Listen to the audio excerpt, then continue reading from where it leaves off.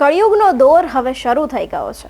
તેવામાં ઇઝરાયલ અને ઈરાનનું યુદ્ધ છેલ્લા ઘણા દિવસથી ચાલુ છે. તેવામાં હવે આ યુદ્ધે જાણે લોકોના જીવ લેવાનું કામ શરૂ કર્યું હોય તેવું લાગી રહ્યું છે. કારણ ફક્ત એ જ છે કે હવે ઇઝરાયલ પર ઈરાનનો સૌથી મોટો હુમલો કરી દીધો છે અને આના પરથી લાગે છે કે શું આ વર્લ્ડ વોર 3ની શરૂઆત હશે.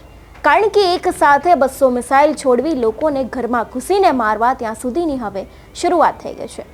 ત્યારે હાલ આ યુદ્ધ કેટલે પહોંચ્યું છે ને આ યુદ્ધમાં હવે અમેરિકાએ ઇઝરાયલ માટે કેમ લક્ષ્મણ રેખા ખેંચી દીધી છે તેના વિશે જાણીશું આજના વિડીયોમાં. નમસ્કાર, હું હંસિની અને તમે જોઈ રહ્યા છો નિર્ભય ન્યૂઝ. શું વર્લ્ડ વોર 3ની આ શરૂઆત છે? આ સવાલ દરેકના મનમાં છે. કારણ કે મિડલ ઈસ્ટમાં તણાવ સતત વધતો જઈ રહ્યો છે. ઇઝરાયેલે અને હમાસ બાદ ઇઝરાયલ અને લેબનોન અને હવે ઇઝરાયલ અને ઈરાન વચ્ચે યુદ્ધની શરૂઆત થઈ ગઈ છે. તાજેતરમાં મળી રહેલી અપડેટ મુજબ જો વાત કરવામાં આવે તો બંને દેશ વચ્ચે ભારે તણાવ અને વિવાદ વચ્ચે ઈરાને ઇઝરાયલ પર 400થી વધુ મિસાઇલોથી હુમલો કરી દીધો છે. ઇઝરાયેલે પોતાના સુરક્ષા દળોએ આ વાતની પુષ્ટિ કરી છે અને કહ્યું છે કે આ હુમલાને ધ્યાનમાં રાખીને ઇઝરાયલના નાગરિકોને સુરક્ષિત સ્થાનો પર લઈ જવામાં આવ્યા છે. ઈરાને ઇઝરાયલ પર હુમલો શરૂ કરી દીધો છે. અહેવાલો અનુસાર જો વાત કરવામાં આવે તો ઈરાને ઇઝરાયલ પર 200થી વધુ મિસાઇલો છોડી દીધી છે. કોઈકવાર 200, કોઈકવાર 400 અને હવે લોકોને ઘરમાં ઘૂસીને મારવામાં આવી રહ્યા છે. ઇઝરાયલની સેનાએ પણ કહ્યું છે કે ઈરાને મિસાઇલથી હુમલો કર્યો છે. ત્યારે બંને જણાએ પોતપોતાની પુષ્ટિ બતાવી છે. મિડલ ઈસ્ટમાં સંકટ વચ્ચે ઈરાને ઇઝરાયલ પર આ હુમલા ત્યારે કર્યા જ્યારે ઇઝરાયલની સેનાએ લેબનોનમાં ગ્રાઉન્ડ ઓપરેશન શરૂ કર્યું હતું અને લેબનોનના લગભગ 2 ડઝન સરહદી નગરોએ ખાલી કરવાની ચેતવણી આપી. આ હુમલા સિવાય ઇઝરાયલના જાફામાં પણ ફાયરિંગની ઘટના બની અને આ ઘટનામાં અનેક લોકોના મોત થયા હોવાના પણ અહેવાલ છે.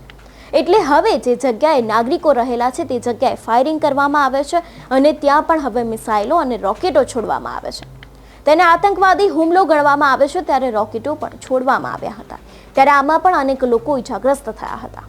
ત્યારે જો વાત મંગળવારની કરવામાં આવે તો મંગળવારની રાત્રિએ ઈરાન દ્વારા ઇઝરાયલ પર મિસાઇલથી હુમલો કરવામાં આવ્યો હતો, જે પછી મિડલ ઈસ્ટમાં વાતાવરણ ઘણું જ તંગ બની ગયું. અને તાજેતરમાં મળી રહેલી માહિતી મુજબ જો વાત કરવામાં આવે તો ઇઝરાયેલની સેનાએ દક્ષિણ લેબનોનમાં હિઝબુલ્લાહના ઠેકાણા ઉપર જોરદાર હવાઈ હુમલો કર્યો છે.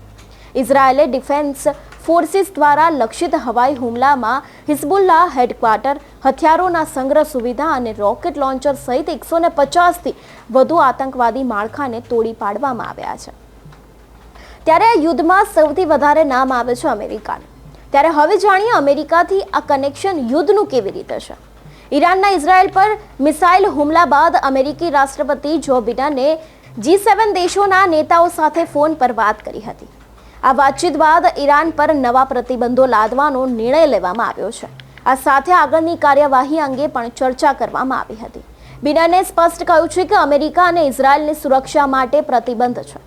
સોશિયલ મીડિયા પ્લેટફોર્મ પર માહિતી આપતા તેમણે લખ્યું કે આજે સવારે મેં ફોન પર G7 દેશના નેતાઓ સાથે ઇઝરાયલની સામે ઈરાનના અસ્વીકાર્ય હુમલા અંગે ચર્ચા કરી છે અને નવા પ્રતિબંધિત સહિત આ હુમલાની પ્રતિક્રિયા વિશે પણ ચર્ચા કરવામાં આવી છે.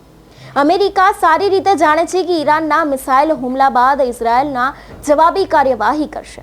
આ માટે તે ઇઝરાયલને પણ સમર્થન આપવા તૈયાર છે. જો કે અમેરિકાએ ઇઝરાયલ માટે લક્ષ્મણ રેખા પણ ખેંચી દીધી છે. અમેરિકાના રાષ્ટ્રપતિ જો બિડને બુધવારે ઈરાનના પરમાણુ પ્લાન્ટ પર હુમલો ન કરવાનો સંદેશો આપ્યો છે અને ઇઝરાયલના વડાપ્રધાન બેન્જામિન સ્પષ્ટ લાલ રેખા નક્કી કરી છે. ત્યારે હાલ ત્યાંની પરિસ્થિતિ એટલી ગંભીર છે કે ગમે ત્યાં સમયે ગમે ત્યાં લોકોને હુમલો થઈ શકે છે અને મિસાઇલો છોડવામાં આવે છે અને તેમના ઉપર રોકેટ પણ છોડવામાં આવે છે. ત્યારે શું આ કોઈ નવા યુદ્ધની શરૂઆત હોઈ શકે તે પણ એક સવાલ છે. અને શું આ વર્લ્ડ વોર 3 હોઈ શકે તેવો પણ લોકોના મનમાં સવાલ ઊભો થયો છે.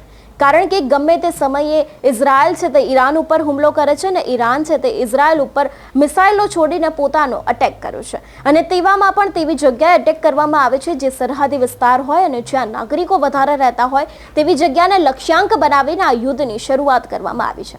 જોકે આ યુદ્ધને છેલ્લા ઘણા સમયથી ચાલતો આવ્યો છે અને ઘણા દિવસ થઈ ગયા છે, પરંતુ હવે લોકોના મનમાં ફક્ત એક જ સવાલ છે કે શું આ વર્લ્ડ વોર 3 હોઈ શકે છે?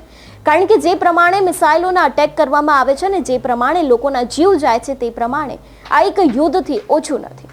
ત્યારે આ વિષય પર આપનું શું કહેવું છે અમને કમેન્ટ કરીને ચોક્કસથી જણાવજો. સાથે જ નિર્ભય ન્યૂઝને લાઇક, શેર અને સબસ્ક્રાઇબ કરવાનું ભૂલશો નહીં. નમસ્કાર.